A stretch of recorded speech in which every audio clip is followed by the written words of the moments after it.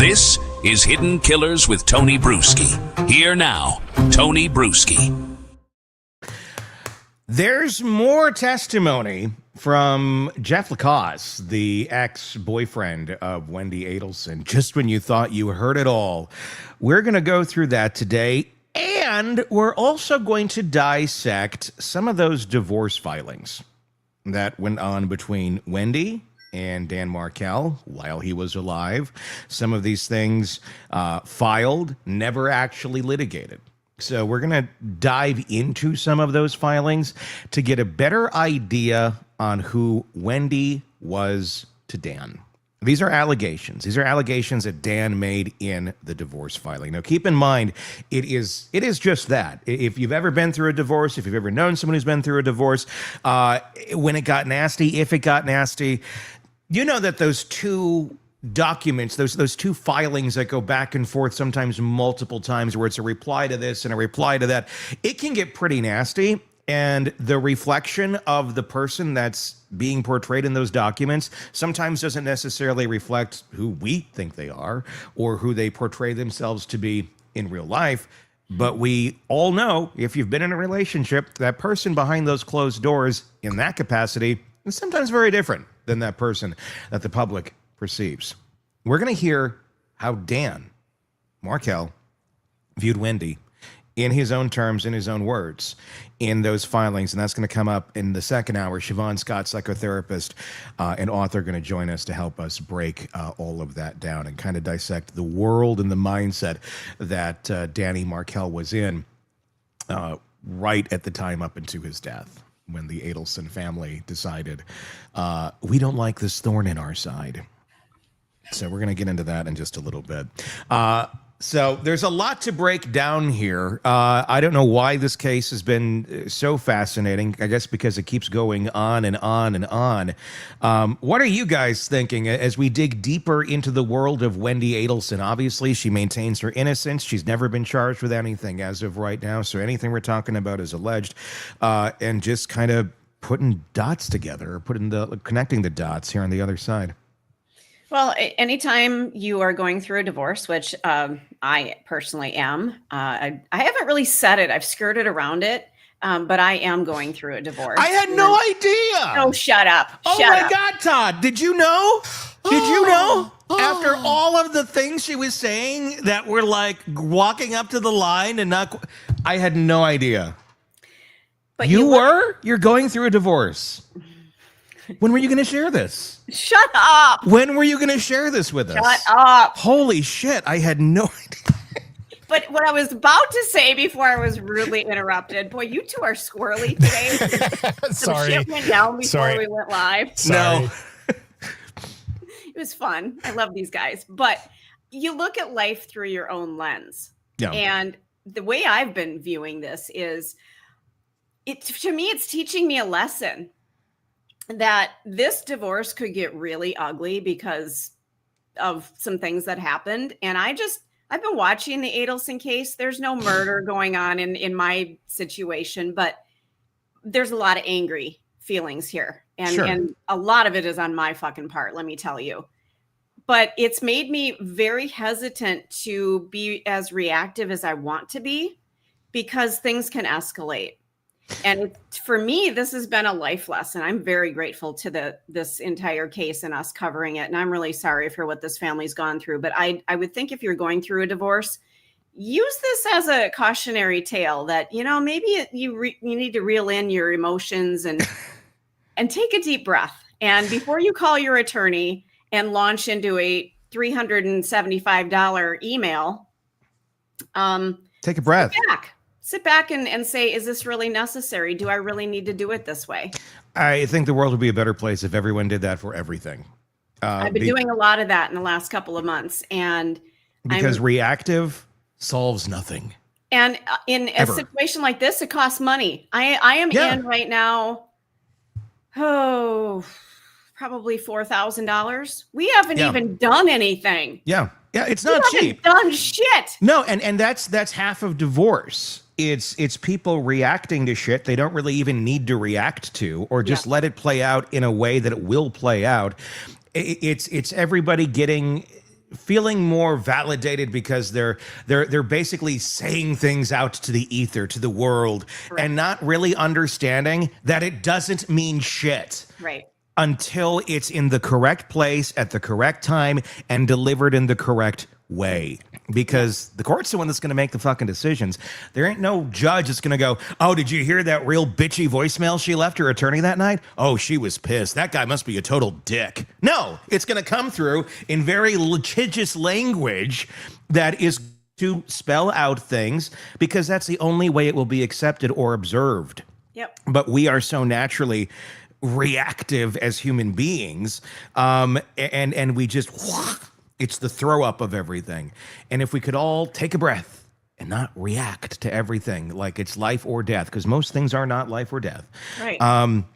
We'd be in a much better place. Relationships would be better. Everything would be better. Yes. That, I mean, if there's anything that you walk away from this with, Stacey, and continue to practice for the rest of your life, it's that. Absolutely. Be And less like I said, reactive. this has just been, and I've taken it upon myself to learn the lesson. Nobody is really, you know. Sometimes you just need to live it, because if you are a naturally reactive person, I had been for a very long time in my life until I went through some of that shit. And it's like, oh, when those people had said, you know, calm down, take a breath. And you're like, if you only knew, I can't. you know, yeah, I can't. If you like, sometimes it's just one of those damn things. It's like children, because in a lot of ways we are still children in our minds with experiences that we've never had before. And it takes us getting too close to the fire sometimes to walk back and go, oh, yeah, they were right. I should have listened. Now I'm going to take that into practice going forward. 100%. And that's what I've learned from the Adelson family and watching this absolute shit show is that, you know what? Divorce is ugly. Divorce is painful, but you can do it in a way that doesn't destroy your own self, and you don't have to destroy the other person. Just walk away. Yeah. It does no good at the end of the day if you've destroyed yourself for your goal. And if you're trying to destroy somebody else, you will be destroyed in that process. Exactly. Do Look not at kid Donna. yourself. Look at Charlie. Look at the situation Wendy's in. I mean, they had a goal. They were trying to their reaction was destroy Dan Markel. I mean, Donna even said it in so many words. I don't have the exact quotes, but it was just like, here's what happens when you screw with the Adelsons. Yeah, that means a lot other than to yourselves. I'm glad you're telling yourselves that, and you can all, the Adelsons screwed. Like, yeah, you're all behind bars now. How'd that work out for you? No, so, you know, that doesn't mean that I don't want my soon-to-be ex to wake up one morning and have fire ants swarming his testicles. But you can't be the one that goes online and searches for where do you buy the best fire ants, and then find the Reddit threads that talk about how you get them into someone's home. Let us do that. Let us do that for you. Yes, exactly. Let us be the accessories to the crime. My Charlie. We'll be your Catherine McBonas. Yeah, and Sigfrido's Garcias with fire ants. I'm the new kid on the block with this whole thing, so I didn't come into this until Donna's trial. Yeah. So I was new to the whole story, and so I really only got that piece. So going back and watching some of the testimony from Charlie's trial and all that kind of stuff is very interesting. And also, it just as all these trials went on, it just added up, and you kept looking further down the line. At least I did, to the Wendys of the world and maybe the Harveys of the world, and just going, what was your involvement in all this? Because it's got to be there somehow. And obviously, we've seen some recollection of that in some of the testimony, but I really want to see where this goes. I would like her. I'm not going to lie. I'd like to see her go to trial. I just would. I think she should. I think there's enough evidence here. I don't know how deep it goes. I don't know how, like we've talked about a gazillion times, how involved was she? And I think there's a lot of valid arguments for both sides, but I think the fact of the matter is, based on the evidence that exists, there was some type of awareness that an event was going to take place the day Dan Markel was murdered, involving Dan. Did she know the extent of it? There's a lot of evidence that points that she likely did. But again, never been charged, maintains her innocence. There are ways, though, where you can look at this, and I don't think it's that crazy of mental gymnastics. It's just more seeing things from a perspective of someone who was essentially brought up in this sort of environment. And you can look at Wendy as a victim of narcissistic abuse in her own way, but then ended up being, if she is that, we can't diagnose her, but ended up repeating the pattern to a certain extent. There's evidence for that too. It's hard to know, but that's why we're here, just to discuss. Again, innocence till proven guilty. Again, just maintaining your innocence, not been charged with anything. But I think a lot of us kind of feel like the countdown's on, especially when we take a look at the testimony of Jeffrey Lacasse, her ex-boyfriend, who has a lot to say. And we're going to take a look now at some of the testimony. This is Jeff testifying in Charlie Adelson's trial. And I should tell you, because I've heard a lot of complaints about the audio on this, the audio from the court originally sucked. It was like really, really low, really, really bad. So what we did is we amped the volume up, and then through AI technology, helped to pull those other sounds back and make this audible. Otherwise, you'd be like, what? Now, granted, it does sound a little mechanic, a little electric, a little mechanical here and a little garbly here and there. But I'm going to tell you this, 10 times better than the original audio that existed. We wouldn't be able to play it back because we wouldn't be able to understand it half the time if we had just gone with the original. We've not edited it. We haven't, other than taking out gaps of sound, of dead sound, of dead air. We've not edited this. We've not changed any words or testimony, nothing like that. But if you go and say, it's a little electronic, is this AI? It's not AI. It's just enhanced original audio so you can hear it better. So I want to get that out there. Let's begin. This is Jeff Lacasse and the testimony of him in the trial of Charlie Adelson. And we'll break it down. Please raise your right hand, sir. Do you swear or affirm the testimony you're about to give will be the truth? You may take your seat. Please introduce yourself and spell your name. My name is Jeffrey Lacasse. I'm sorry. Jeffrey Lacasse. How are you employed, sir? I'm an associate professor at Florida State University. How long have you been with FSU? I came back in 2013. I was also there from 2000 to 2008. Have you always lived in Tallahassee? No, I'm from California originally. I went to Phoenix for 5 years from 2008 to 2013. Really loved Tallahassee, so when I got a tenure track job here, I was excited to return in fall of 2013. Did you have a relationship at some point with Wendi Adelson? I did. What was that relationship? We met in fall of 2013. Apologize for my voice. I'm still in water. You've been in water. We started dating in the fall of 2013, September 2013. We dated casually in the fall and more seriously in the spring and summer of 2014. When did the relationship end? Well, that's a little tricky, but basically July of 2014. All right, we'll walk through that a little more in detail. During the time that you were dating Ms. Adelson, maybe we need to move it. This is about the right distance here. Can we? I know. Adjusting the mic. Right. Yeah.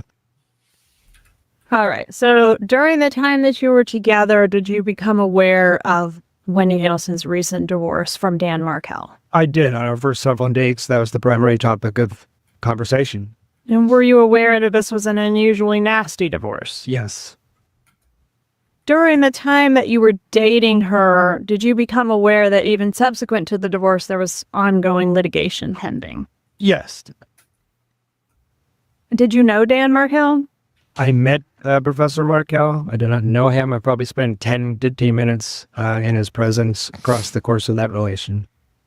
And were you specifically familiar with the litigation concerning Wendi Adelson relocating with her children to South Florida?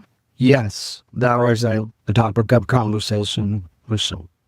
If you know, did Wendy want that relocation to take place?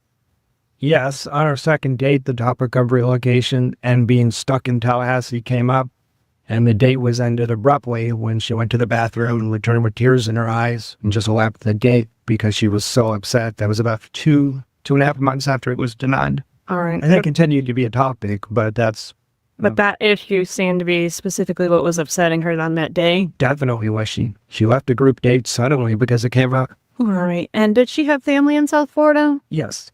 And what family was that?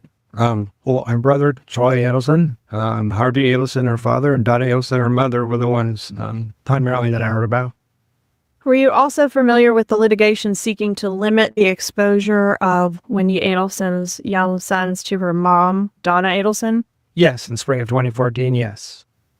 And did you observe Wendi to be taking that filing seriously? Did she seem stressed or worried about it?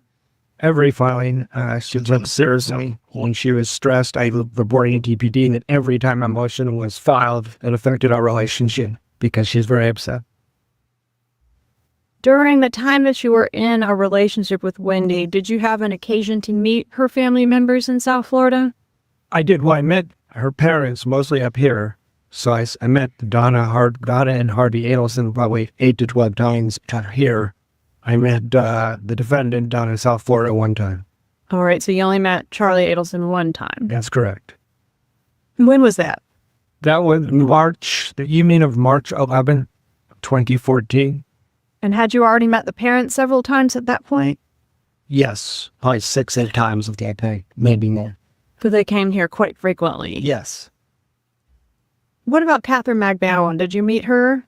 She was present at the dinner that I attended on March 11th, where it was myself, the defendant, Wendi Adelson, and her went to dinner that evening, March. You're saying the defendant. Do you see the person in the courtroom Yes.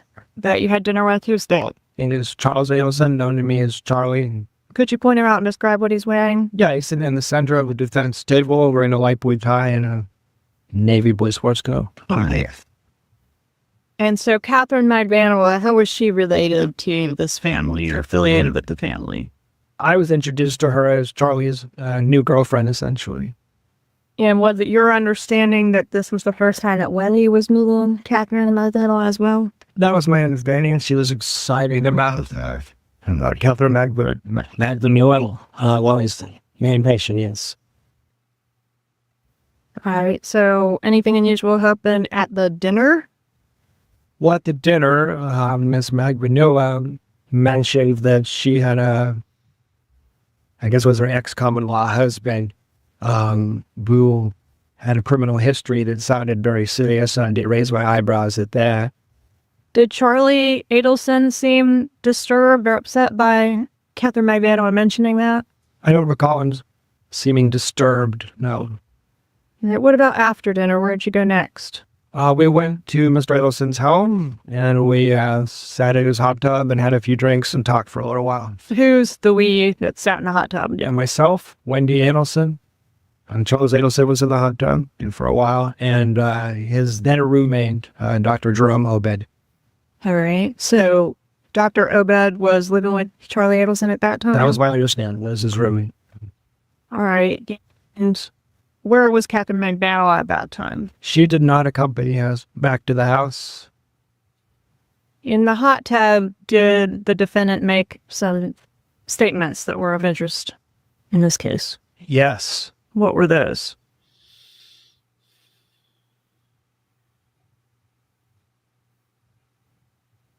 Continue. More We had a short objection there. the hot tub. Yes, he did mention having contacts on both sides of the tracks, meaning dentists, lawyers, professional class people, but they also had people he knew that were a criminal element. Yes. What's the thing about these people that are the criminal element? He mentioned specifically, I repeated it to DPD, about Cuban neighborhoods where you might find that criminal element. Okay, so he nexus to those type of people. That's what he said. And yes. what was the context of this? Was he just seemed scared about it, worried about it, or something else? Seemed to be bragging. I want to ask you about a meeting with Wendy at a coffee shop that occurred on June 4th, 2014. You recall that? I do. What happened at the coffee shop? We went to the Red Eye coffee shop to have coffee just to meet midday, and Miss Adelson canceled a trip that we had planned for July 11th to 17th to go see my parents, which was a big deal in the relationship, and she abruptly canceled it. Did she offer an explanation as to why she needed to cancel the trip? Not one that made sense. She said that she feared that we would not get back in time, and she emphasized, had to be back on the 18th to pick the kids up out of school, which would have been July 18th, 5 p.m., is my understanding. And I couldn't fathom why in the summer going through Atlanta you would be able to get back in time. It didn't make any sense to. So she was worried you could be delayed and she wouldn't be able to pick the kids up. Right, and we had people who could babysit. It didn't make any sense at all, but that was what she said. That day was very important. All right. And so that occurred on June 4th. It did. All right. Did you see her later that evening? I went to the host, hang out with her and her children. And was that her residence on Aqua Ridge? Yes, ma'am. And how was she that night? And this is June 4th, right? It is. She was a nervous wreck to the point where she was sick to her stomach. Asked me to get to her house as soon as possible. She was in that much distress. And she didn't have food poisoning or flu or anything obvious. She was just a nervous wreck. So I went to her house, immediately went to the store to get her Pepto-Bismol and a couple of things from the convenience store. I have the credit card receipt is why I recall that so specifically. And did you have any idea why she was acting? I assume this is unusual for her. It was fairly unusual. The degree of severity was definitely unusual. But that whole week, June 4th to 9th, she was very nervous. So. And she didn't. Did she tell you it was because killers were in Tallahassee to kill Dan Markel, did she? No, I was starting to later find out that there was hitmen in town at the time. Okay. Let's pause that for a second. Forward a little bit to. Let's kind of go over what we have seen her or seen here in this this testimony. I'm trying to figure out and try to get a grasp on Wendy, because early on he said that Wendy's getting upset at every single filing that happens in this divorce. And look, at the when you first get into that world, it can be very upsetting, without a doubt. Because I mean, nobody really wants to be there, but you're there, and yes, it can be upsetting. But you do a couple of those, and you kind of get used to your new normal and the temperature in the room and how it is, and it's not so shocking when the room's kind of chilly after you've been there for a while. It's like it's uncomfortable, but it's not, oh my God, that oh my God, this is a chilly room I'm walking into. So why is she getting upset at every single filing that goes on in this case? 2 words. Yeah. Don't forget about Donna Adelson. Exactly. There it is. Right? And Donna and the Adelson. fuel that she's basically throwing on every filing fire that comes through. Exactly. And mom doesn't Exactly. need to know about this. No. That's the thing. I've had several emails come in from my attorney, and I read them and go, oh my God. But I leave it at that. Hey, why don't you send them to your mom and see what she says? Right. I mean, really. I mean, that's if you, and this is where everyone has to understand the enmeshment is what this is about. Yeah. Wendy has been bred essentially by her mother, conditioned by her mother to run everything by her mother. No matter what it is, all decisions, even as a 30-some-year-old adult woman with children, Donna has to be the one that puts the rubber stamp on it. Otherwise, it ain't safe. And this is in the mind of Wendy. This is my interpretation of just someone in that situation, and likely what Wendy was feeling. Obviously, I can't speak for Wendy, but it's not safe. So what's mom going to think? And when you go to mom for something like that, what you ideally would get is some sort of stability. not more anxiety, not more, oh my God, well, what if he does this? You better start putting on the best acting skills of your life, Wendy, because if you don't, this is going to happen. You're going to ruin this life. You're going to ruin that life. Harvey's life is ruined. My life is ruined. The gerbil you had in 3rd grade. We buried him in the backyard next to the teeter-totter. That gerbil's life ruined because of you, you bitch. Anyway, that's probably how that went. The Hidden Killers live players, ladies and gentlemen. Nice round of applause for today's performance. That was I something. appreciate it. But that's what's going on. It's not, okay, honey, let's figure this out. Let's look at this with, as Robin says, a loving critic. Mom should be a loving critic, not someone standing there with a flamethrower and barrels of gasoline and a cigarette in her mouth. Because that's essentially what Donna Adelson has been to her children. One of them got the hell out of Dodge. The other two continued to play along. One decided to go to the other side of the tracks and get more ammo for Mom and more gasoline. Mom would probably like more of this. It seems she likes gasoline and shit. Let's go get more.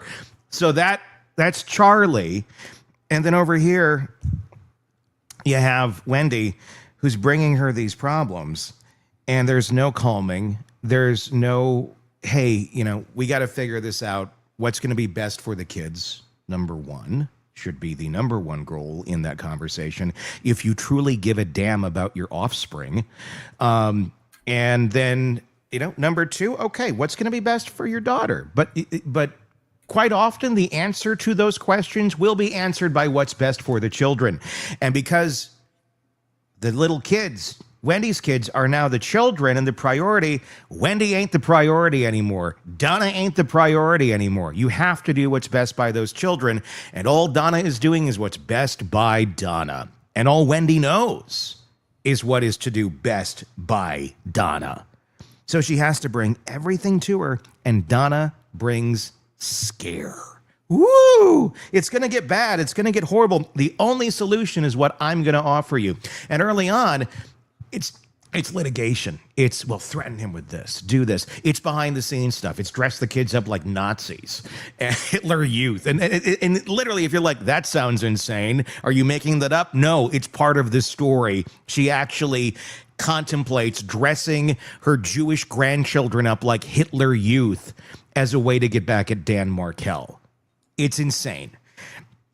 And these solutions obviously can probably be very upsetting to Wendy, but she knows the solutions just keep going. And while she's upset at every filing, the absurd level of her being upset at that very moment, right before all this goes down, is very telling, especially if it's off the charts higher, according to Lacasse here, as in comparison to the other times that she's been very upset.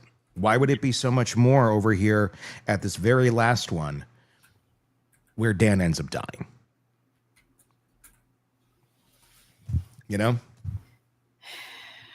It's a lot. I'm going to guess it's because she might have known more. I don't know. Let's keep listening. This TV situation. Do you know anything about Wendy's TV being broken? I do. And when was the TV broken, if you know? Between June 11th and 18th, I think it's closer to the 11th, but 100% in that week. And how do you know it was in that week? Because we rented a movie, How to Train a Dragon 2, to give the kids a special movie night. And I have text messages where I'm discussing having seen the movie by the 18th with friends. So you were able to refer? Yeah, they were friends. Yeah. All right, so did you get the movie, or? Well, it was back in the day. It was Redbox, so I rented a DVD from a Redbox. It was $24. All right, and go over there with the movie, and what happens when you arrive? I walk in the door, and Ms. Adelson asks me to look at her television because there's something wrong with the television. And what was wrong with the television? Well, I turned it on, and I was immediately confused because it really shouldn't have been a question. It says you turn the TV on, it's been struck by an object and is damaged and basically unusable. Can you explain what the damage looked like? Yeah, it looked like somebody stood in front of it, took their fist, and hit it like that, was my first impression. Like kind of like a shatter mark with spiders. Yeah, there's like an impact crater, and then there's from that and it's all pixelated and distorted, which makes it very difficult. Really, no one would watch this TV unless you had to. And I had second thoughts about that. I looked around the room. Maybe the kids broke it, so I looked all around the room, and it didn't seem plausible that the children broke it. They're very small. This object had to be kind of heavy. I rode a ball around with them. I just couldn't see how the kids could have done it. But you didn't see how it done it. I didn't see it. I didn't know for sure. And I didn't know we'd be discussing this in a murder trial. So I didn't investigate further or think about it very much, to be honest with you. I just thought, okay. Were there other TVs in the house? There was a TV in the back bedroom, a similar make and model that we had watched television with the kids before on that TV before. So yes. That where you watched the movie that night? No, I went to go hook up the DVD player in the back room. Miss Adelson insisted that it would not work, and actually stopped me from even trying. So thought that was very odd, but I didn't want to argue, and it's her house, her TV, her kids. So I said, okay. So did you watch the movie on the broken TV? Yeah, we gave the kids movie night where we watched a movie on a broken television. It was distorted enough that you could follow what was happening, but the kids are whining and crying the whole time. And I wasn't whining or crying exactly, but I was tempted to because it was pretty frustrating. And I just didn't understand, what was going on. And of course, I had related that this TV is broken, it's unwatchable, it's not covered by warranty, and to get a new TV. And I offered to go do that for her anytime she wanted.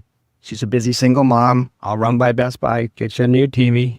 It was not like an 8-inch TV or something that was really that luxurious. It was a TV like you'd see in a dorm room, so we could have replaced it right away. All right, did you end up getting a new TV? No, and she turned me down several times on that offer, and again, it's her house. I tried to respect her boundaries, and I said, oh, okay. But it was inconvenient because after dinner, it's nice to be able to put the kids in front of that TV while you clean up the dishes and stuff. And just sat there being an inconvenience for what? All right. I want to ask you about when is Ms. Adelson's birthday? Let's pause for a second. April 22nd. I wanted something to say about that TV thing. Go ahead. Too. Yeah. How much of a setup does that sound like? Like, okay, I have to have a reason that the TV's broke. I have to have somebody come out and look at it the day of the murder. And I'm going to have my boyfriend come over to experience this so that they know I'm not lying. Interesting. Look at you, Shaggy. So to know that she's not lying, that she has a broken TV, and that's why there's a TV repairman coming over to fix the broken TV? Correct. And Charlie bought her the TV. Charlie bought her the TV. So do you think Charlie bought her the TV with the intention of going, we're going to break this TV? I don't know about that necessarily, but I do find it odd that week he's over to watch with the kids. The TV's not working. She's got to have somebody come out. And ironically, she doesn't remember the timing, according to her last testimony in the last court case.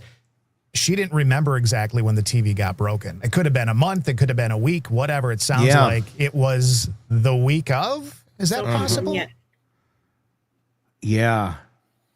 And he's well, it sounds like it was broken for a longer time because he's saying, I've offered several times. It sounds like more than a week where Jeff was saying, I can get you a new TV.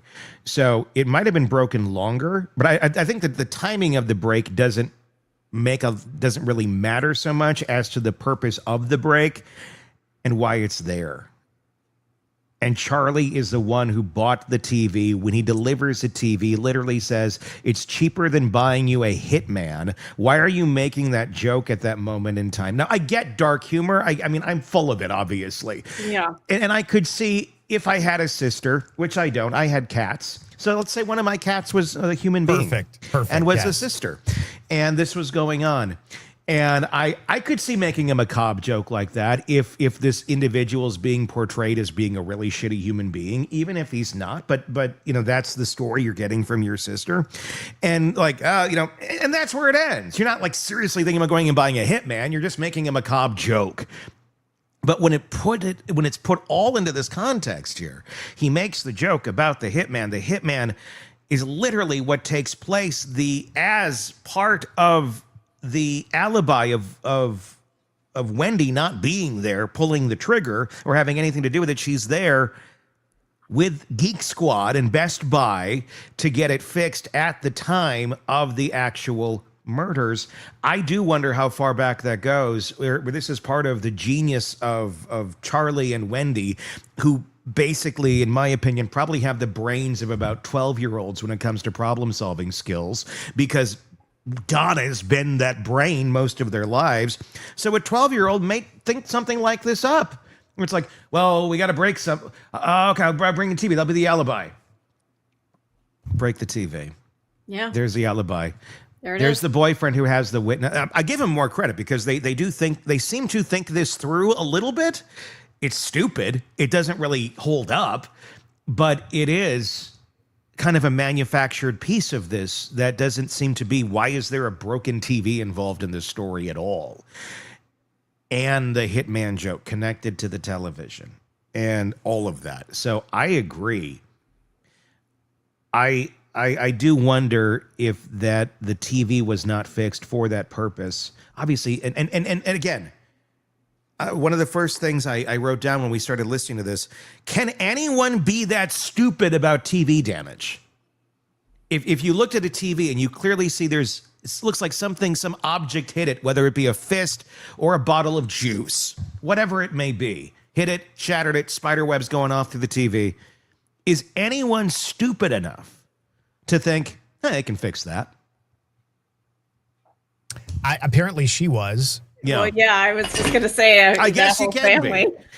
Was she, or did she know? Did she just need the repair people to come and say, "Yeah, it's broken"? That's she needed an alibi. That's basically what. Yeah. That's what I'm saying. I don't think she's that stupid to realize that TV's not fixable. And also, and I would hope so. And the other piece is, and I have to throw this back out there, obviously, as Jeff was saying, the kids were whining about the TV. It was a real issue for them, blah, blah, blah. How long would a mother deal with that if the TV had been broken for a longer period of time? And also, the kids didn't seem to say, yeah, we've been dealing with this a long time. Yeah. You know, it seems like it almost just kind of happened before he was brought over to witness the damage. Oh, I see what you're saying. Okay, yes. Yeah. I agree, and I find it. This is the first time I've picked up on this piece on the testimony of, well, I'll take the DVD player to the back room and it's not going to work. It's not going to work. Of course it is. You plug it in, and you may not know how to set this up yourself. This day and age is pretty simple. You plug a cord in and press play, but I get it. Some people can't do that. With this, why wouldn't you just take that solution?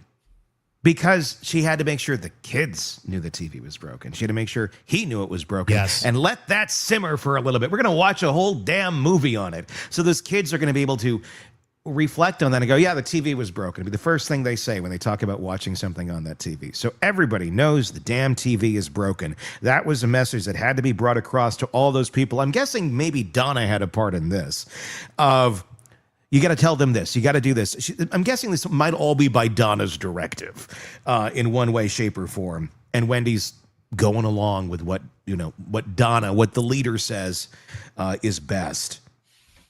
Wow. That's an interesting, because I've always been weary on the TV. Like, what is the element? Why? This makes more sense. She really wanted him to remember that experience. Yeah. That's why they couldn't try the other TV. That's why she let the kids whine about it all night long and actually watch the movie, right? Yeah. Like they could have decided to go do something else. Nope, we're going to watch it. Yeah. We're going to experience this so it never leaves your mind. That's the TV story. Yep. Yeah, it's sinister. God. People. Humans.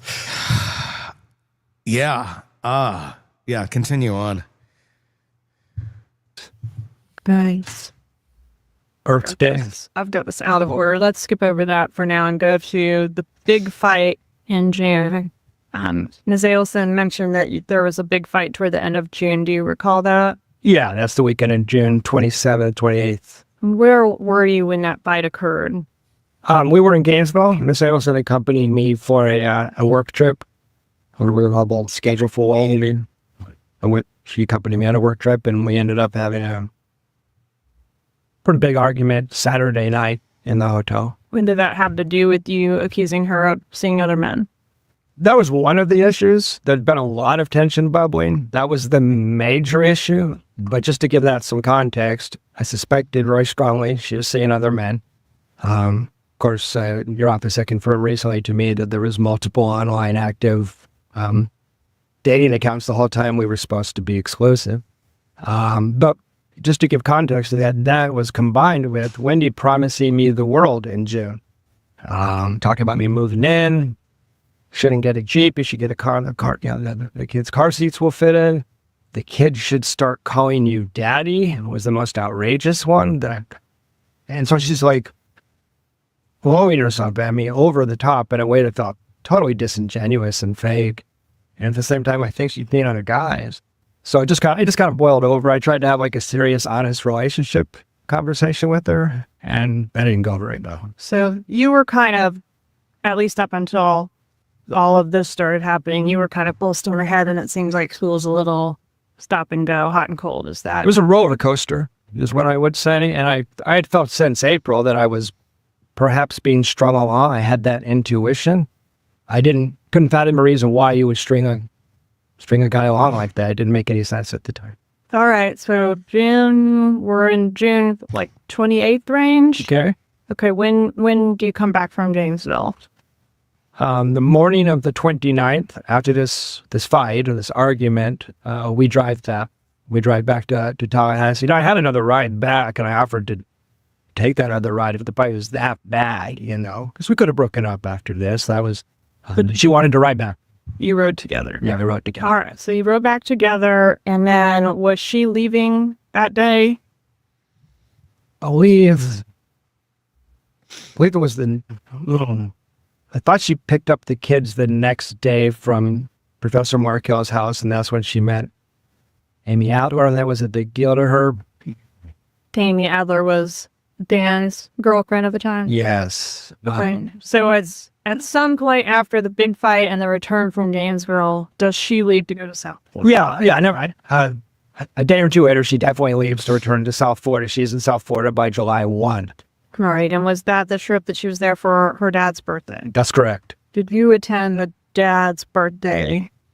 No, I was never invited to the dad's birthday. All right. And were you aware what the big gift was for dad's birthday? No.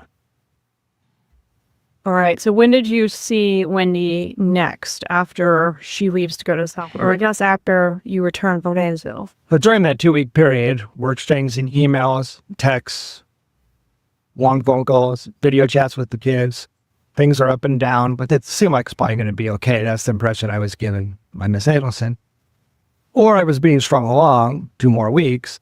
But I see her again on the 13th when she comes back in town and is excited to have a date with me. So we had a date. All right. So now we're at July 13th, 2014. That's correct. So within a week of the murder. That's right. Okay. Tell us about your interactions with her that day.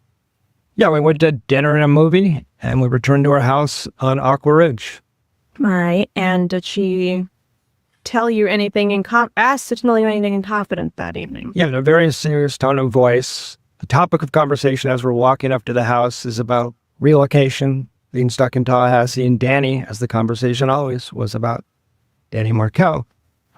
She said in a very serious tone of voice, "Can I tell you something in confidence?"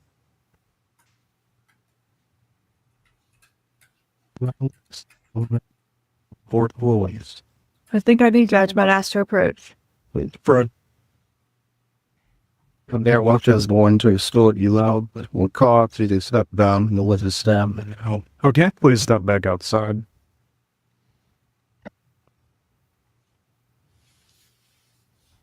Everyone can be seated. So, little Bring up both the motion of limine and the prior order that has been issued on this matter. Ruling that was made as to the defense motion of limine concern the state eliciting this as a part of its close and plea. However, Mr. Rothbaum, at this point, Miss Adelson has specifically denied making this statement. Why is this an improper ground for the state to explore this on impeachment? It's still hearsay, Your Honor. It's double hearsay. It's not done. All sorts of matters that otherwise would be inadmissible can become impeachment. If Dr. Adelson, Charlie Adelson, made that statement to Mr. Lacasse, and he denied it, he could impeach him. They're impeaching another witness. That's not allowed. That's number one. Number two, I brought up The impeachment of one witness's testimony through another is not allowed? but they're impeaching her to go to his statement. They're stuck with her answer. They could have kept on cross-examining her of why they thought her answer was wrong.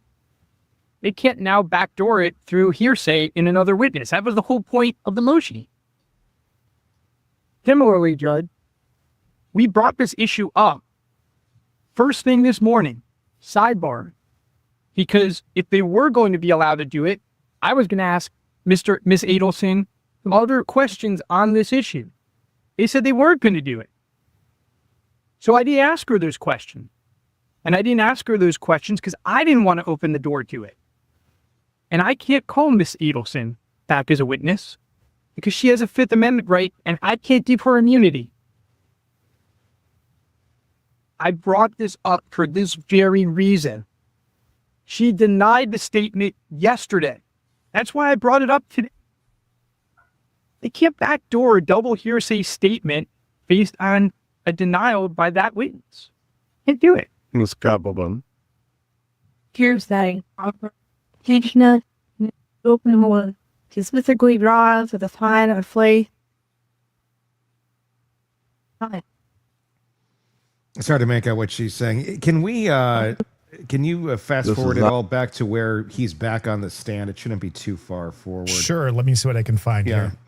But that's what I'm trying to figure out here, Stacey, is Geek Squad. When was this appointment scheduled for the TV?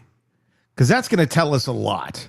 And I'm curious if the scheduled appointment date has anything or ties directly to any events with the Adelsons, previous failed attempts at Jeff's life, if that appointment was made like right at that same time or after some sort of interaction. I'm very curious about the answer to that. Oh, here we go. Yeah. Guess who fucking arranged it? Who? Donna. Charlie? Donna. Donna arranged the TV repair and emailed Wendy on July 11th to confirm the appointment July 18th between 8 and noon. Donna scheduled the appointment. She's a grown woman. You can't schedule your own appointment to have your TV fixed, and you Wouldn't have to you- have mommy do it. Wouldn't you want to, too? It's your life. I think Wendy on the stand, and again, this is just my memory, but I think she said something like, well, Charlie may have had the money for it. I think Donna actually purchased it, and so her name was on, and that's why she called to make the appointment. Okay, That was her idea of why Donna made the phone call for the Geek Squad. But again, when you start adding things up with that damn TV, you're like, wow, there's a lot of stuff. There's a lot on this case that is hinging on that TV. And there is. Jeff Lacasse seeing it, the TV getting broken, the Geek Squad, all that. I don't know why just today it's like really standing out to me, the TV stuff. It was just a little bit of a mention before. I mean, they focused on it, but I think it's standing out like a sore thumb right now. I think more in the context of Wendy now it does. Yes. Because it didn't so much matter a lot because we weren't judging Wendy's decisions or what she was doing before. It was about Wendy's. It was about Donna's actions. It was about Charlie's actions. It was about McDonough and Sigfrido and what they were doing on those specific days. This is the time we're starting to identify the specific motivations and actions of Wendi Adelson and what was going on. And that's probably why it's standing out now more in this sort of a lens versus the actual trials of the other ones. Yeah. Very likely. Wow. Jesus. Sobering. It is. It really is. It really is creepy. What do you think about the area here? And I want to talk about this a little bit as we kind of start to dive into our conversation about what was going on in this family, what was going on with the relationships, what was going on, what Dan was seeing in Wendy, about Wendy asking the kids to call him daddy, to call Jeff Lacasse daddy. And they certainly, intense. they weren't at that place in that relationship. And he knew that. Seemed like she did know that too. But what is the motivation there? Because I don't think it's let's get the kids closer to you. I feel like there's something else going on in the background where the kids are being used as pawns. That brings up, yesterday or the day before when we were watching some of the other testimony, I think I mentioned that Jeffrey looked a lot like Dan. Yeah. And the kids were young enough. Was it some way to confuse them that, okay, dad's dad, but look, here's your new dad. Same look, maybe same demeanor to some extent. Let's call him daddy. Is it also, I mean, could it be something where maybe it doesn't have anything to do with the murder, but it has more to do with Wendy's insecurities, that she's on the right path and things are going the right way, and she's longing for, in some ways, some sort of normalcy in her life, and it's easier if people are just like Donna, if people are following her rules and what she wants, so she feels good about what she's doing, and that the kids are even though they may be just kind of mimicking what she's asking them to do, Wendy can tell herself, well, see, this is good. The kids are telling him this, and I don't know, because some people do that. It's like a kid with a blanket. Their favorite blanket gets left behind, and so mom says, well, here's a new blanket. Well, it's not the same. Well, it'll be fine. I feel like she's trying to make it somewhat normal for the kids, for this guy to be around. Maybe they'll miss dad a little bit less. I was thinking that dad's going to be out of the picture. Here's a surrogate. Boom! Here's your new blanket. Here's your new Todd's blanket. on fire today. I know. What the hell? He's had his coffee. They're gonna miss dad less. I watched a lot of that Chad Daybell stuff yesterday, and now I've risen, so I've got all this new knowledge. Shavaun Scott, psychotherapist and author, joining us right now. I know you're sitting there in the green room watching this. What's your thoughts on Wendy asking the kids to call her boyfriend, Jeff Lacasse, who's been testifying against her, daddy, when they really weren't at that point in the relationship? I think it's probably multiple things. You guys have all had good points that make perfect sense. The other aspect of it, I think there can be this element of dominance and control, that she's in charge and she gets to decide these things. But yeah, trying to create, here's our idyllic new life and here's your new dad, and this one is better than the other one. So, incredibly toxic thinking on her part, but that's not a surprise coming out of this family. No, not at all. And I guess I would say probably not unexpected out of Wendy, because if you look at Wendy's path and her life and her grooming and her upbringing and all that from Donna, she didn't really enter adult life and doesn't seem to operate adult life understanding that she has a lot of agency in her life. So nor would I expect her to understand or think that children, her own children, have a lot of agency as well, because she doesn't have it. Why would they have it? And if I simply ask them or tell them that they have to call this man dad, well, they're going to have to do it because I'm mom. Why let them come to that conclusion, or why let them come to that term on their own, which would be probably the much healthier thing to do if they ever get there, which they don't have to be. It shouldn't be for the parents to be concerned of, what label are you going to give me? You must call me dad, especially when dad is still in existence. I've heard so many parents, and I've seen it. I've seen borderlines firsthand that like to go, you can call him your bonus dad. You mean the guy you just met last week at the gas station? He's bonus dad, and everybody should just go along with his bullshit. That I've seen, and it has nothing to do with the kids feeling comfortable. It has everything to do with the narcissist and the borderline going and saying, "Oh, okay, this makes me feel better." Yeah, that's the thing you see with certain personality types, personality disorders, borderline narcissist.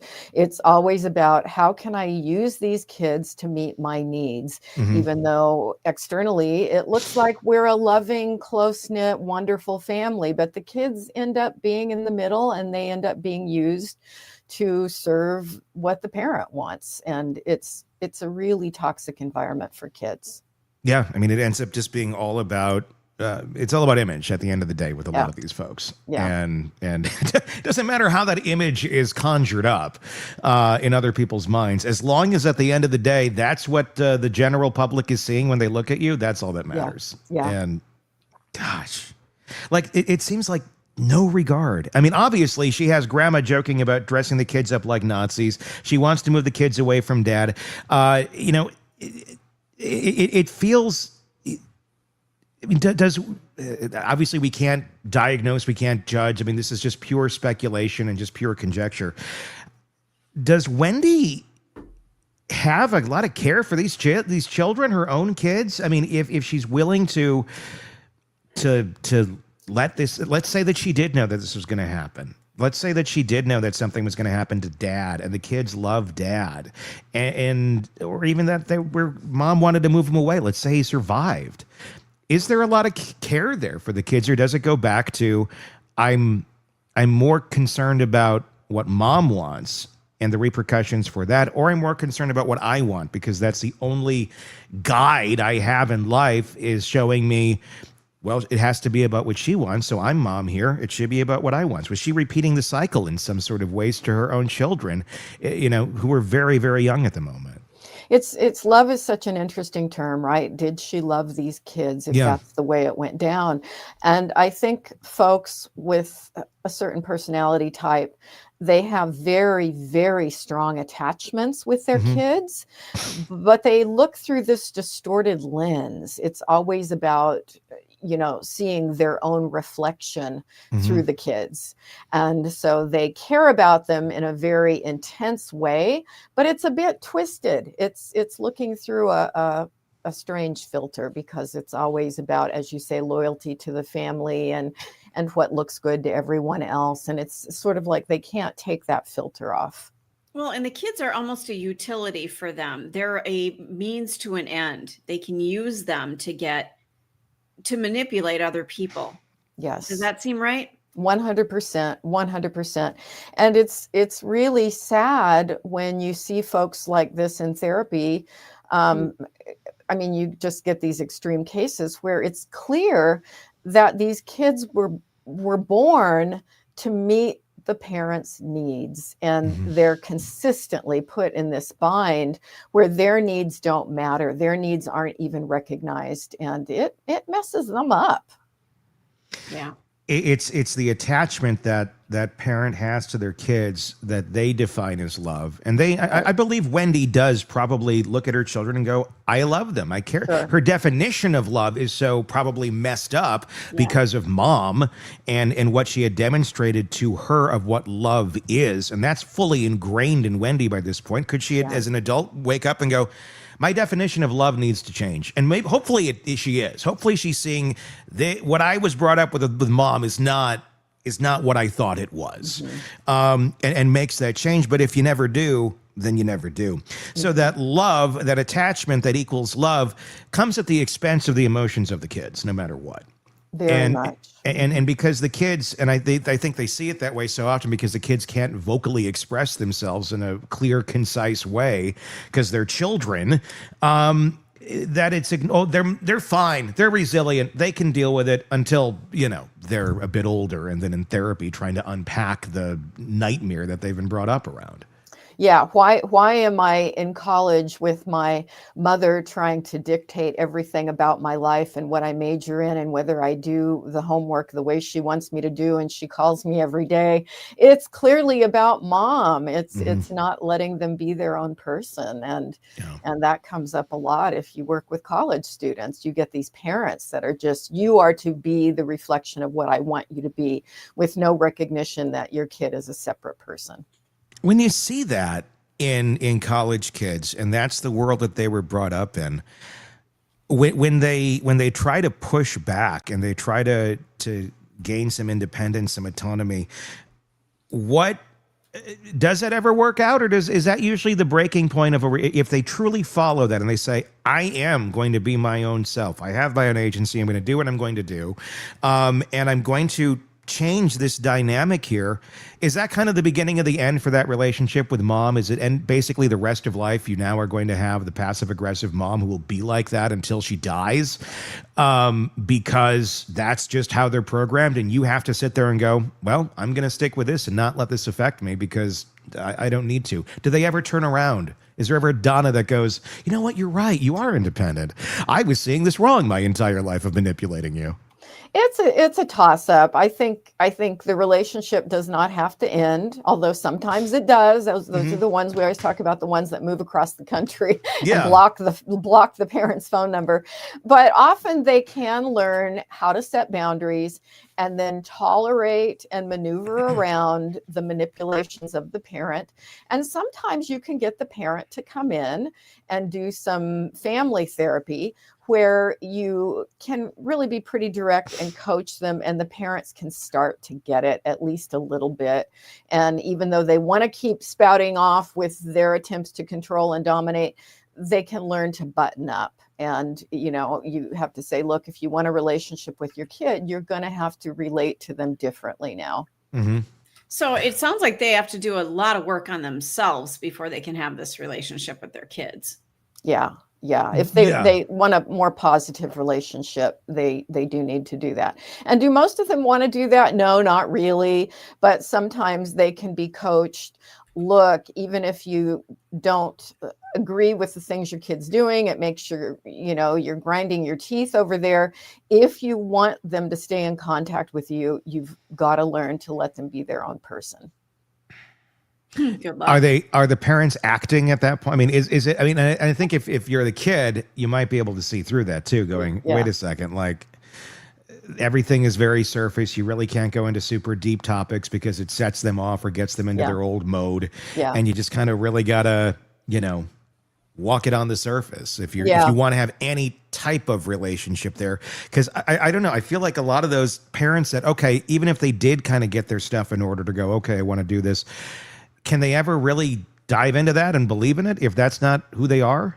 It's a tough one. It's a tough one. They can learn, as you say, are they acting? They can learn how to act in a way where they have to take a deep breath and go, okay, this is not what I'm feeling, but I'm going to do what the therapist has told me is the right thing to do here. And sometimes they'll come into therapy and confess, I did what you told me not to do this week. I blew it. Which is a good sign if they can self-monitor that way. So every case is different. You do your best. And sometimes people just learn, I can stand about a 2-hour visit once or twice a year back at the family home. I go for Thanksgiving and I leave after a couple hours because I've got somewhere else important to be. Yeah. So you have to kind of dose parents sometimes. Where do you got to go? Anywhere but here. Well, exactly. Anywhere but here. I want to jump into some of the divorce back and forth between Dan Markel while he was alive and Wendi Adelson. And I want to context what we're going to go into here. This is based on Dan Markel's 2014 family court filings in Adelson v. Markel. It was filed in Leon County, Florida. Everything we're about to describe here comes from Dan's sworn motions and memoranda. These are allegations he made. They were never adjudicated by a court. because hearings were postponed and Dan was eventually killed before they could actually be heard. So nothing here should be taken as established fact or judicial finding. This is, like I said, this is how I would express it, is how Dan saw Wendy, at least legally, on paper, because these were filings that were made. So understand that as we go into this conversation, everybody. When we take a look at the filings, there's a lot in there. There's a lot of things that he points out of Wendy's behavior. And again, it's allegations. So we got to take them at that, but we're going to assume the allegations are true for the sake of the conversation, but they are just allegations. When you look at Dan Markel's filings against Wendy, what you see is more than just legal paperwork. It's a father documenting point by point the ways he felt shut out of the children's lives and deceived financially. We're talking about everything from blocked phone calls and alienation to hidden bank accounts, misreported income, and even something that's listed in these documents that's called a Holocaust family ring. Oh my God. As symbolic as that he claims and alleges she refused to return to him and his family after swearing under oath that she would. I mean, taken together, if all of it's true, it paints a picture of obstruction, control, and manipulation, behaviors that go beyond normal divorce conflict. And that's where I want to start here as we go into this part of the conversation with Shavaun, because these are pretty dark allegations. It gets very dark. So let's walk through these issues one by one and kind of unpack this. Let's start out. When you go through the filings, one of the very first things that jumps out is how little contact he said he was given with his kids when he was supposed to be able to have it. He documented that over a span of 3 months, he had 25 minutes of Skype time, like combined. When they were not around. That was the times that they communicated was via Skype, not via phone, from what we understand. Not a slip-up. Seems like a deliberate shrinking of a parent's presence. I mean, to him, it was proof that Wendy was treating communication not as a lifeline, but as an intrusion, basically, into her life. I mean, what does it do to a child's bond when one parent is consistently cutting down the other's ability to communicate with them? Well, divorce is nearly always stressful for kids. And in the short term, most will have confusion and anxiety. But there's about 25% who have ongoing, pretty extreme problems from it. And that has everything to do with the level of conflict between the parents. Kids need consistent contact with both parents, if it's a healthy enough person, you know. If it's a healthy enough person. If it's a healthy enough person, they need consistent contact. And the level of conflict has a direct correlation with how, and I'd say causation, with how well kids can adjust. And over time, the majority of kids in a normal situation can thrive and they are resilient and they do okay. But it's those 25% where this really toxic behavior and trying to alienate them and, you know, saying terrible things about the other parent, that's when we really worry. And surprisingly, a lot of very well-educated people who seem intelligent externally engage in behavior like that. So that's what you're describing. It wasn't just the calls that were scarce here. After there were those issues, Danny allegedly talked to a parenting coordinator. They both had to with the court, allegedly. And the parenting coordinator had a solution for this, because a lot of these problems are fairly simple to solve if the parents can be grown-ups and do what they're supposed to do. There was a daily call time set up between 6 and 7 p.m. That's what was the solution, to make it very simple. Dan, in his filing, said Wendy ignored that order, especially when the kids are with her. So even court-backed rules were treated as pretty much optional, according to Dan. Does that surprise you at all that someone, if this is true, that would have been brought up in a home like this with Donna as mom and Wendy as daughter, that they would find whatever the court says, if they had agreed with dad, that they feel that those decisions are truly optional? No, it's unfortunate. And in this kind of incredibly hostile, contentious divorce, you see that a lot.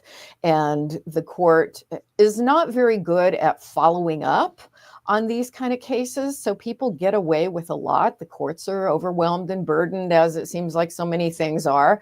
And I think the courts can be easily manipulated. And people come in with, this is what happened, and the other one says, no, it's not. And fortunately, we have parenting coordinators now who generally are some kind of therapist who can monitor this. And often parents even have to communicate with each other through software that goes through the parenting coordinator, right? So they're not emailing each other directly. Yeah. And they document, which again, what a way to have to live. When you'd like to feel that you can parent together, because that's what the kids need. And the kids need that sense that their parents are a team in order to feel secure about themselves. But this kind of thing sets up this divided loyalty where the kids always are in this position, well, whose side am I supposed to be on here today? Yeah. Well, and what does that do to a child as they enter into their teen years and then adult years? How does this set them up for the future? I mean, the answer is obvious, but are there patterns that you see with kids who come from these relationships? One of the problems is that if one parent succeeds in truly alienating the other, the kids feel abandoned and they don't realize, you know, all the other factors that were going on, and they tend to blame themselves for being abandoned.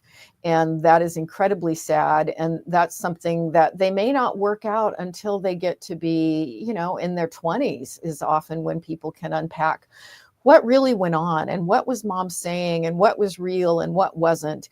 And often, you know, when they're over 18 and they can get out from under these kind of control dynamics that are going on in the family, they can have a more adult to adult relationship with the parent and hear the other side of the story. You know, I mean, I've seen parents where, let's say dad is pushed out of the kids' lives and he sends them cards in the mail. He sends them letters because everything's always interfered with by mom. And it can go the other way too. But the parent steals the letters and takes them. So the kids never see them. That actually, this is a personal thing that happened to my husband. His mother was abused and kind of forced to leave the kids behind when he was a little boy. And it turned out the mother sent the kids letters all the time. And they didn't know about it until they were adults and found this box full of letters from the mother. And so how did it affect them? Tremendously. They felt abandoned and unloved when that really wasn't the case. The mom had been domestically abused. And, you know, did it impact the development? I can say it definitely impacted the development of my husband. And then a lot of anger at his father when he found out that this is what had happened. It happens the other way too, though. And I know you're aware of that too, where I would say I've seen it where the letters come and the child reads them and there's manipulation and it's resetting history, or it's trying to change the narrative of what life was, because one can't deal with the repercussions for what they've done, or really own up to anything of what they've done, or recognize that it existed, which can work in the opposite way as well. But obviously the situation you're talking about there is someone that's controlling it for the wrong reasons. For the wrong reasons. Yeah. Really excellent point. Thank you for making that, because if you have a really, we'll just say, psychologically unwell and unstable parent, they continue to try to use the kids, they manipulate the kids, and sometimes those, if we'll use the cards and letters as an example, even phone calls, it's all about them and all about manipulation. And that's incredibly toxic. These cases they're kind of hell for therapists. You know, when I quit working with kids in the 90s, for all those reasons I've talked about before, I'll work with college age kids, but I don't see a lot of little kids, because 9 out of 10 times kids are in therapy for these kind of problems, the post-divorce conflict. And it's really hard to sort out. You have to spend a lot of time and look at all the evidence, and people bring in the texts and, you know, the cards, and you have to really sort out what's going on. And sometimes that's the thing where all communication has to go through the parenting coordinator, or phone calls have to be monitored where there's actually a social worker on the line with the phone call, because they have to be able to interrupt when the parent is saying something inappropriate. They have to redirect. And these cases are so difficult and so messy. And yes, there's a lot of variables. God, that's sad. That is so incredibly sad. Yeah.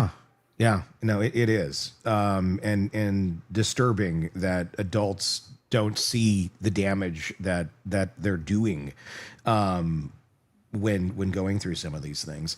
The marital settlement agreement also gave each parent what's called the right of first refusal. What it basically means is that if one parent can't be with the kids, if the other person is, you know, locally available, that person would have the first right to watch the kids. So like, I got to go do something. You could in any world sometimes, like, oh, grandma and grandpa, babysitter, whatever. But in this case, it would be, well, I'm going to contact my ex because they have the right of first refusal. He claims she consistently ignored that, leaving them with others based on flexibility. Oftentimes it was with grandma.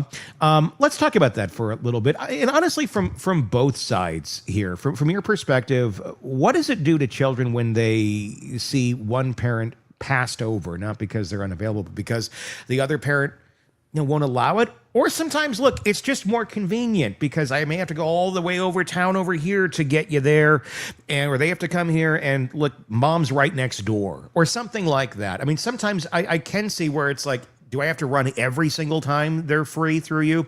I'm not speaking from personal experience here. I've never had to deal with this. I'm just looking at it going, okay, but I guess in a healthy relationship, there is more leeway and back and forth. But when you're in a really unhealthy relationship, it's very rigid.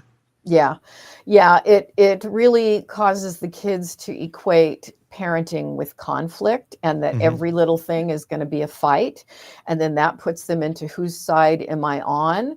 I'm thinking of one case where it was a case where there was parental alienation, but it was dad against mom. And the little boy could literally never say, and this was like a 4-year-old, 4 to 5, he could never say anything nice about mom in front of dad. And dad had ended up with primary custody because there was a lot of manipulation going on. And the kid just felt this divided loyalty all the time. And he could only win dad's approval by saying bad things about mom, just like dad did, and really messed him up. It was just so sad. And yeah, that one ended up being for years in court. And I don't know that it was ever resolved. I mean, the kid's going to be 18 and have to come to his own conclusion. But right of first refusal makes perfect sense. But you nailed it. Sometimes, depending on the geographic distance, if mom's just going out for a couple hours in the evening, driving 2 hours to get to dad doesn't make a lot of sense. But when it comes to longer periods of time, like mom's going to Hawaii for a week or something like that, dad should be the one to step in. And when you see people who can be consistent and reliable and calm, that's when it all can work well. But in so many of these cases, people just aren't able to do that. Well, and if mom is going on dates, isn't that a little awkward to, have dad come over and babysit while she's, making out with the new guy outside the front door? Yeah, that would probably, you would have to have the kids go over to dad's house if there were that kind of thing. What a narcissistic move that would be, though. Wouldn't it? of, oh, you wanted right of first refusal. I got a date tonight. So you get the kids. Of course, he has the right to refuse, though, too, and say, Sure. you can go send him to mom or whatever. Right.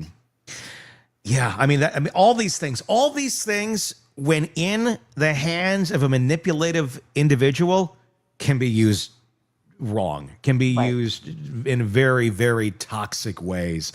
And unfortunately, I think a lot of people jump to that, and especially the right of first refusal thing when a parent, you know, for example, and look, I'm not using Donna Adelson as a good example here, but let's say it's a healthy grandparent or something that they're going to send them to for let's say it's mom's week or something, and you know they had a vacation that was planned, they're going to go on a vacation, whatever it may be, and the kids are going to go spend that week with grandma, because why not? Because have a nice week with your grandparents if they're healthy people.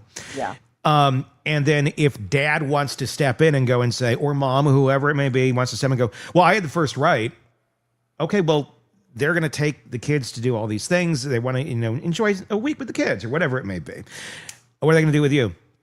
Nothing. No, you're going to sit in the room all week and do absolutely nothing. Dad and that sort of thing is not looking out for the child. Dad is just trying to be extremely rigid and follow the rules, or mom is following those rules simply to punish the other parent. But who's being punished more? The child. The kids. Right. Yeah. And that's the thing about this is people consistently not being attuned enough to their kids to see what the kids need. And kids really begin to feel like, I don't matter here. My needs don't matter. And it's confusing to them. And that's where a lot of the filing that we're going through is the direction that it is heading is it's the head of all of these issues that Dan was having with Wendy, stating, look, she's not following this, she's not following that. And eventually courts aren't very happy with these sort of things when one parent is not participating in joint parenting, which they've been ordered to do. Another thing he pointed out was expert advice being ignored. This is a big thing, the education of your kids. The preschool director, Dr. Phelps, recommended consistency and even suggested that one of their kids take an extra year of kindergarten for developmental reasons, which is a normal thing. This happens all the time in preschool and kindergarten. Yep. They can guarantee, like, just look around. You may not even know. There's probably people in your life right now who've done that you have no clue about because they don't even really remember. But this does one of my happen. sons, Yes. one of my sons he was young for kindergarten, and they just said he's going to thrive if he does another year. If they move him ahead, he's going to not be as mature. And so I'm like, sure, let's make sure it's to his benefit. It's not about my ego. That's a healthy thing to do. I did preschool for 2 years for that exact same reason too. And I'm an August birthday. So it's one of those where it falls like, well, you could be this year, but maybe you want to do this a little bit longer. And so we decided, let's do an extra year of preschool. It was fun. I enjoyed every moment of it. But if you are not doing it for the interest of the children, and let's say you have some narcissistic tendencies like Donna and things of that nature, well, that might be looked at as a blight to you, an insult to you. How could your child, and this is not what the public is saying, but this is the self-talk that's going on in the mind of somebody like Donna, or maybe even Wendy, of, oh, well, they're not smart enough. They're afraid that that's going to look negative on them, that the image that's being portrayed, they're repeating kindergarten. Adelson can't do that. Right. And when you start making your decisions based on that, you're not doing it for the kids. 100%. 100%. Yeah. One of the other troubling details documented was that Dan had documented was his children repeating lines that they heard from Wendy's mom, from Donna, things like, Grandma says you're trying to take our sunshines away. It's not the kids' own words. That's them carrying the message. I mean, how damaging is that when children become a mouthpiece for the adult conflicts that are going on around them, and when they're using terms like that to the kids? It's not just, well, you know, this is not how this is going to work right now, because this is, however you could word it 50 different ways, but you're taking my sunshines away. It's the ultimate form of manipulation. And I am not a psychologist here, but I was a victim of this. Oh my goodness, this case just resonates with me entirely. My dad manipulated all three of us kids against my mom. And his mom did very similar things, talking horribly about my mom and what my mom was doing to the family. And I see so many parallels. The only thing that was missing was the murder. So Shavaun, I'm excited to hear your take on this, because I'm sitting here in my 50s and I'm still, it's a dagger to the heart, because I'm hearing this and I'm thinking, yeah, been there, done that. It's painful. It's horrible. And I have a similar experience. You know, if you've read my book, I met a man 10 years older than me in my fundamentalist church when I was 15. I married him at 16. By the way, kids, do not do this, right? Use me as an example of what not to do. Of course, grew out of that relationship and decided I didn't need a father, went into therapy in my early 20s. But by that time, I had 3 children. And he was still focused on Satan and constantly Bible reading, and not to negate that can be fine for some people sometimes, but when it's cult-like, it can be very destructive. So staying in the marriage was simply untenable for me. I just couldn't do it. So I went through this process of trying to be collaborative and saying, look, we can co-parent, and all the stuff I was reading in college is kids can do fine if you work together and be collaborative and be calm and support the other. And he was furious. He was absolutely furious. How dare I? And he actually would tell the kids, mommy is going to hell. Oh. And you want to talk trauma on the kids. My daughter must have been about 6 years old, and she called me crying on the phone. Dad said, we have to pray for you because you're going to hell. One year for Christmas, I bought my son a skateboard, and it was a cool skateboard, and it had a dragon on it. I think he was about 8. And he called me up and said, Dad and Dad's new wife said that mom bought you a satanic skateboard. Oh my God! Because it had a dragon on it. And it made me sick to see this kind of stuff said to the kids. So, but now, you know, they're middle-aged adults. Who are they close to?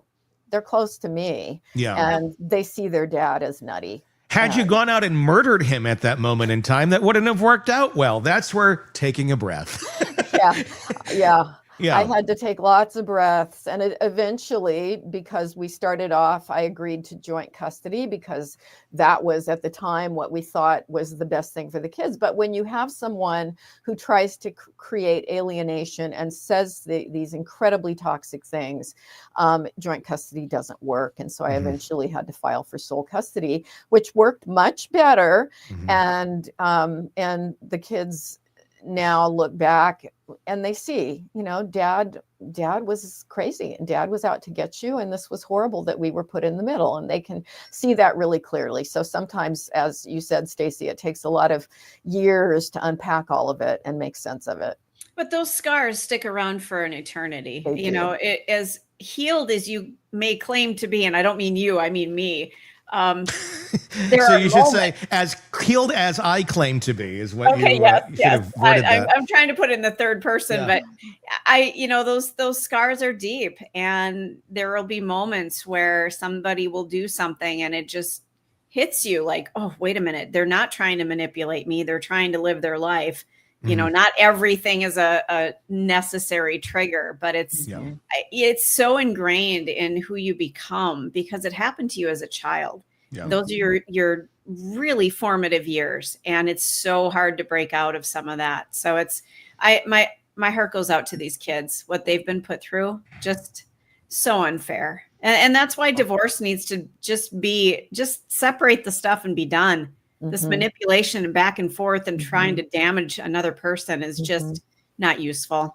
No, it's not a cage fight. Exactly. But I think a lot of people, you know, I mean, look at our world. I mean, look how people they identify with that sort of thing to such extreme levels. Yeah. And then I think they everything in life becomes a cage fight, you know, figuratively. But I will tell you, if it was a cage fight, my money would be on Stacy. I'm just saying. Agree. My money would be on Stacy. I agree. I think 100%. Yeah. It's that jujitsu. It is. Her spunk and her jujitsu. Well, I've been getting some private lessons lately, so I'm getting pretty good at it. Birthdays were battlegrounds too in this. Dan said that they had agreed to hold joint birthday parties. Of course, Wendy backs out on that. There's a lot that's being painted in this document from Dan of essential isolation of the kids from Dan on very key points in their lives, on things that matter, on things that don't even matter. Just kind of across the board, I'm going to do everything I possibly can in my power to exclude you from these children's lives, except for when the court says you absolutely have to be involved. But even then, I'm going to find reasons and avenues to skirt that so you don't have to be. We were talking earlier, right, when you came on about the Wendy telling the kids to call her boyfriend daddy. Just if these allegations are all true, it really seems to point, especially Wendy, backing out of excluding him from the kids' birthday parties. The kids wondering, where's dad? It really points to, I would say, again, whose mind are we dealing with here? Is it Wendy's or is it Mom's in terms of excluding dad from all of these things? Is Wendy truly the one that's saying, I don't want dad to be a part of these lives? Or is she following Mom's orders as a foot soldier? And the people who are truly being traumatized here are the children, and Wendy's completely oblivious to it. Yeah. I don't know. Yeah, could go either way with that. It's just so hard to sort out. Donna's power over everyone, her dominance and control, has been a consistent theme. And it could just be that Wendy slides into that very naturally, or back in the day, she slid into that very naturally and came up with good excuses, good reasons that she could rationalize for herself in order to do that. Wendy, in the affidavit that we were talking about, Wendy listed jewelry, cars, and personal property at $0. There were many accounts that appeared to be moved or hidden in this process. What is going on here? I mean, everybody does try to protect themselves in that sort of a situation. But that's why there's discovery. You can only hide things so much. And especially if you're not going to hide them well, what the hell are you doing? I mean, is it just stupidity on the part of Wendi Adelson on some of this, of just not understanding, what you need to do and that you're going to get caught in the cookie jar over here? Or is it something, Mom didn't get her hands on to veil well enough yet? Yeah, it speaks of a lack of integrity, doesn't it? Which is a bad sign. But people do that a lot. And often, even when there aren't kids involved, they rationalize why that they're entitled to this. But it's lack of integrity. It's playing dirty. And we often, in a divorce, we see the absolute worst in people, which is, makes it all the harder for everybody. And if true, it don't get much worse than this piece, the Holocaust ring. If, again, this is an allegation from the filing, okay?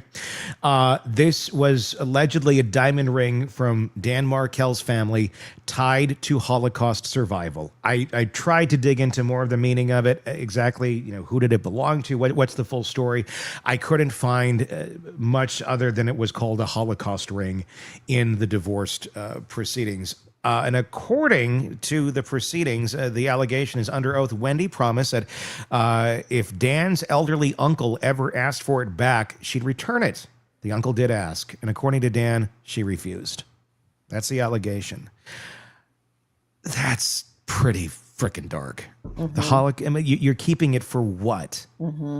Just for spite. I mean, come on. That's just another pawn in the game. The Holocaust. Right? I mean, that's like, I can't even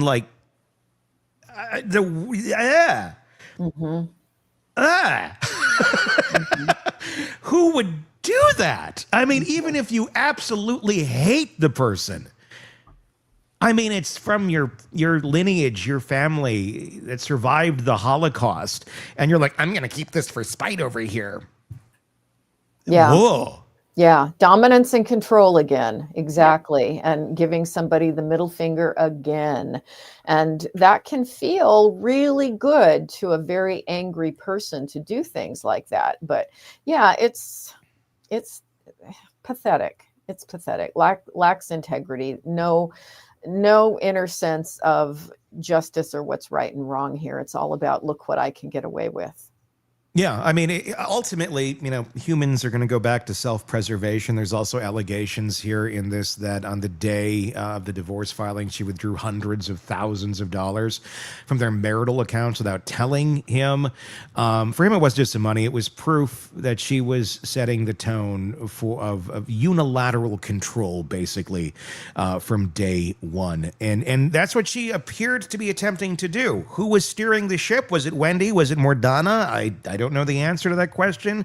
But obviously, unilateral control was the goal. And Dan was ultimately going to get to a courtroom, and a judge was going to hear all of these things. He was going to hear all of it. And Dan dies the day that these filings were supposed to go into place. Coincidence? Doesn't look like it. No. Yeah. Yeah, it really doesn't look like it at all. There was a lot of money at play. There was a lot going on here. Let's play this from the other angle for a second. Not necessarily Wendy's angle, but had Dan survived? Because I think a lot of people are able to relate to this. We've all been able to relate to this story in many different ways. But the dynamics change, obviously, if he lives, if this never happens. He's still dealing with all of the behaviors he alleged: block calls, secrecy about travel, disputes over school, alienation. If you're a parent in that position, you can't change the other person. Right. So how do you even begin to parent in that sort of an environment when you have this going on, where strategies are going on that a parent is basically using to sabotage the other at every element they possibly can? Yeah, here's my plug for therapy.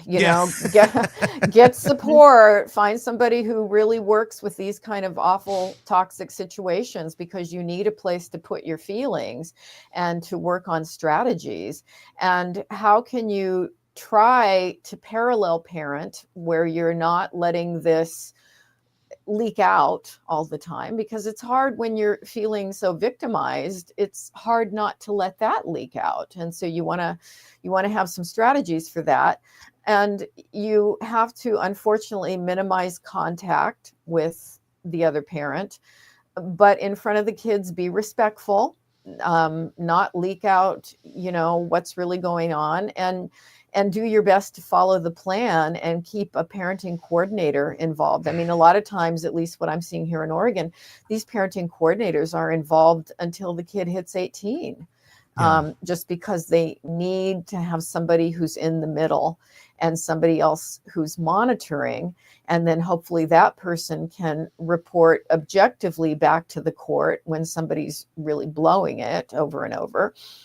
Because the courts have a really hard time sorting out what's true, because people will come into court. He did this, she did that, back and forth, and the judges don't know.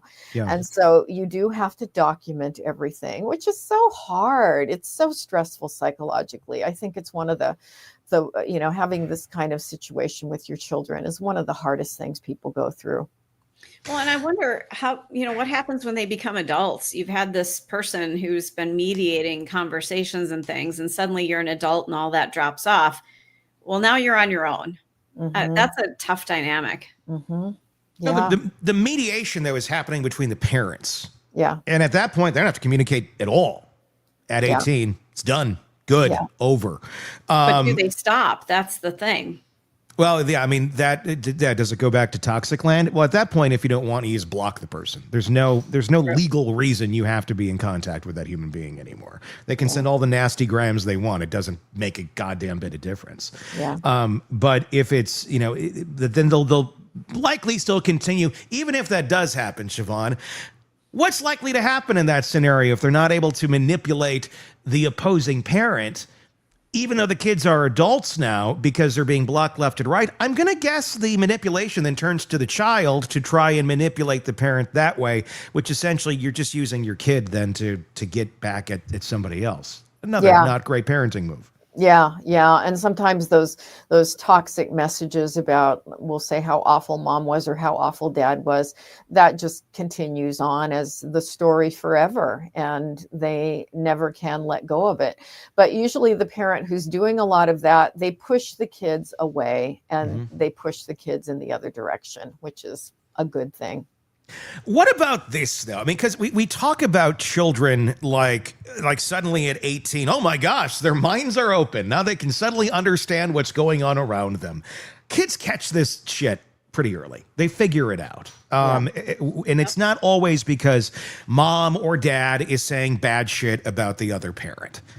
They just catch on because they have agency, they have eyes, they have ears, they can see and hear, especially if one parent is being very blatant about it, everything directly to the kid within the dynamics of their own relationship, or being very blatant just with their actions to the other, to everything else around them. And the kids call the shit out. And there's plenty of kids who don't, that are, I think, are completely aloof to some of these things. And in some ways, I feel the same way about adults that are that aloof. I'm like, it would be fun to live that way for a day, and be that aloof to everything that's going on around me, but I'm not. And I think a lot of kids are not either. What about when the kids are catching on? When the kids are seeing this and they're making their own conclusions about mom or dad and their actions, and the parents, they're taught, well, don't say anything negative about mom or dad about the other party, because you don't want to do that. Isn't it healthier to help that child not feel crazy? Then be like, no, they're wonderful, they're great, the court says I have to say this, or whatever, or just be like completely silent, which I think can also be just as damaging. Like, oh, you feel that way? Okay, great, thanks. No affirmation, no recognition that their feelings exist or that they have autonomy. That, I think, is a big thing we don't talk about very much, because kids figure this shit out at a very early age. It ain't teen years. It's like pre-teen years. I've seen it. Yeah. And I mean, it's a big thing. And I think you can do just as much damage if you don't recognize those feelings as well. Yeah, you're saying something that's very important, because kids 8, 9, 10 years old, but certainly as they get into their teen years, they start to express it a lot more assertively. Yeah. They don't want to go for the weekend visits. They don't want to go for half the summer. And they have really good reasons why they don't want to do that. Yeah. And I see that come up in therapy too, where the therapist has to honor what is very legitimate, and you can sort out when kids have just been brainwashed and when, no, these are really legitimate concerns.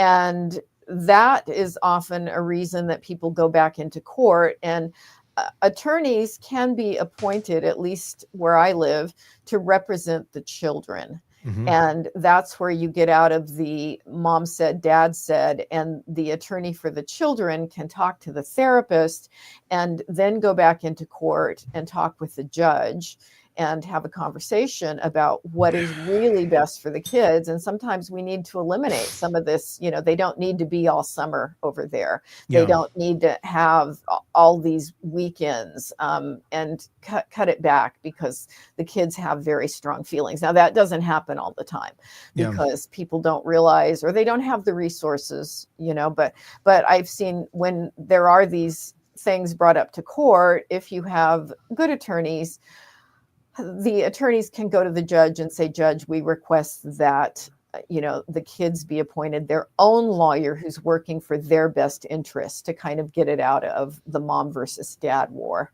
Mm-hmm. I will speak from my own experience on this.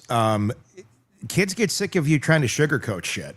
Mm-hmm. I mean, a lot, they do, at least in my world, I've seen that, where you do try, for a very long, like, they're not, like, calm down, there's good things here. And you try and be the parent that's going to be open, and you try to play by those rules, and you're like, no, it's not all bad.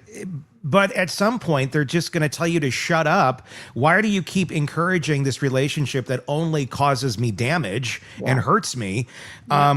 and if we're up to the court half the time, if we're up to the way that we think things should work, you're doing just as much damage to that child, even though you're the safe parent. Yeah. And that's where I at some point had to be like, yeah, you're right. I have nothing to sugarcoat here, and I don't. And in my world, I don't have to make anything up. I don't want to make anything up. I wouldn't make anything up. But there's just enough there where it's like, well, the facts stand on their own. Yeah. And that's kind of where that's how I've always operated. It's like, well, if someone's going to dig their hole, they're going to dig their hole. I don't need to pitch in with a shovel to go, hey, let's make this a little deeper. Like. Yeah. Some people just dig and they keep digging. Unfortunately, it's at the damage then of those children. But I think that's a big thing is the sugarcoating of reality for children, because then they're not being heard. They're going to feel they're not being heard. They're going to truly know they're not being heard as they get older and be even more confused as to, well, what the hell? I thought that this world was like this or that. And now I'm seeing this and it's not, or they just know that you're lying to them. And then that hurts any trust that may exist with that parent that is the stable one. And that, again, it's all these things we don't talk about because it's icky. Yeah. Well, they're very nuanced. Yeah. And yes, we, as a general rule, say speak well of the other parent. Sure. But that means that the other parent is a fairly normal person that True. we want to speak well of. What if the other parent is a sex offender? Yeah, what if the other parent is a drug addict who, is in jail and has done some really awful things? I mean, you can't just go around about, he's a great guy. I mean, the kids can see that there's problems there. When my youngest was fourth grade, I believe, he came to me one day and he was very sincere and he goes, Mom, why did you ever marry Dad? Oh, well, he said, I don't get it. And so, that was the perception of a little kid, that Dad's a bit different than Mom, and he couldn't put two and two together. So I just had to say, I was like a teenager and I didn't really think it through and didn't know what I was doing. And you want to come up with a way to be supportive, try to keep a calm and neutral tone, just because that makes it, a calmer situation to discuss with the kids rather than a hysterical, scary situation. But validating reality is a part of being an attuned parent. Good point. It's needed, and otherwise they're not going to be able to validate reality if reality is that fluid. And it's not an easy thing. I just kind of operate like I don't have to. I don't have to say anything negative. But I'm going to operate on facts. Yeah. And I think that's where we should have more encouragement of that. So we're not spinning a tale for the children about a world around them that really doesn't exist. Yeah. That seems to be a big thing. If you were to give, let's throw this situation out there, because I'm going to guess this may be going on in a home somewhere that has an address tied to Wendi Adelson, with two teenage children in it that are not oblivious to the world around them, that have seen what the hell's going on, that Uncle Charlie's in prison, Grandma's in prison, Grandma and Grandpa tried to flee the country, and they've both been convicted of conspiring to kill their father. And Mom's still in the picture, and she's obviously not been charged with anything as of right now, but things aren't looking the greatest. There's a lot of suspicion around Wendy. How the hell do you parent that when the kids are like, did Grandma conspire to kill Dad? How do you handle that if you were to give Wendy a little parenting advice? Oh my God. Oh my God. Yeah. Isn't that hell? These poor kids, how to help them differentiate from the family and help them see that, if it's proven, as it seems to be, that all these things happened, how do you separate from that? Yeah. And how do you see that, this history doesn't have to haunt your life? And that's where I think, it needs to come from a therapist, probably from forces outside of Wendy. I can't imagine what happens in school for these kids. Can you effectively parent at all? I mean, your children, when your family has literally, that you were brought up around, it's like these these grandparents or the uncle were foreign. These were big parts of these kids' lives. Yeah. And it was this happy, supposedly, you know, on the surface when you're a little kid. I'm sure their memories of everybody together are jolly and happy. And then suddenly everybody's going to prison for killing your dad? Changes the holidays, doesn't it? Holy crap. I mean, granted, we're talking about this like, oh, boom, but it's a slow build. It's slow manipulation. So who knows if these children have been manipulated for years to think dad was bad and the Markel family is horrible. And who knows, it may not be as harsh as it is, like it's hitting them like that, but it is going to hit them like that as they get older at some point, if they start to put the dots together and go, huh, I don't know how you parent that. I don't know how you, other than we can't talk about this together, you need to talk to your therapist about that, which again, not ideal, not healthy, that your own children can't come to you and have a conversation about your murdered father. Right. That's one of the insidious things about this. What's healthy in this system, and how in the world do you help kids navigate stuff like this? They've got a rocky road ahead. And as I said, I hope they flee to Europe and change their names at some point and just, I did so. Just can erase it to the best of their ability. Because, I have to say this would be a very slow, ponderous process of helping them heal from all this. I would say, you know, if they're ever watching this, you're not attached to your last name. No. You can change it. In fact, it's not even supposed to be Adelson, technically. It should be Markel. Maybe go change that back and maybe get out of Dodge when you can. Life will get better.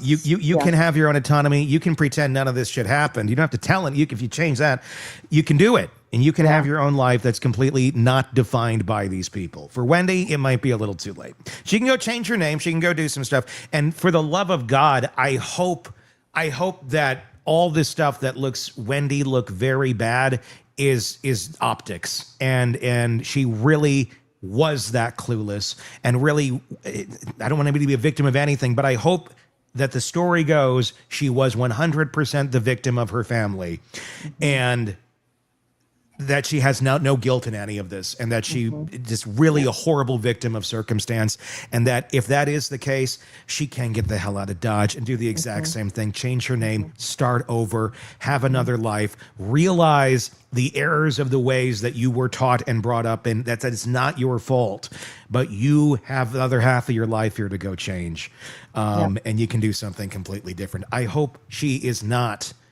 what it's looking like she might be through the prism of Danny Markel's divorce documents. Yeah. That's perfect advice. Yeah. Or the eyes of Jeff Lacasse.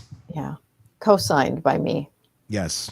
Is everybody else co-sign that? Are we all on board that we hope Wendy's not part of this? Ding, ding, ding. Can't say it's going to be real. But you know, stranger things have happened. So, God, it's just such a horrible, heartbreaking story. Shavaun Scott, psychotherapist and author, and the book that you've been referencing, Nightbird, available wherever books are sold. Go check that out. It is a great read and really goes into your story, which is quite incredible. And I think relatable and healing and cathartic for probably many, many people. So I highly suggest checking that out. All right. For Shavaun, for Stacy, for Todd, I'm Tony Bruschi. We will talk again real soon. Want more on this case and others? Then press subscribe now and don't miss a moment of true crime coverage from Tony Bruschi and the Hidden Killers podcast.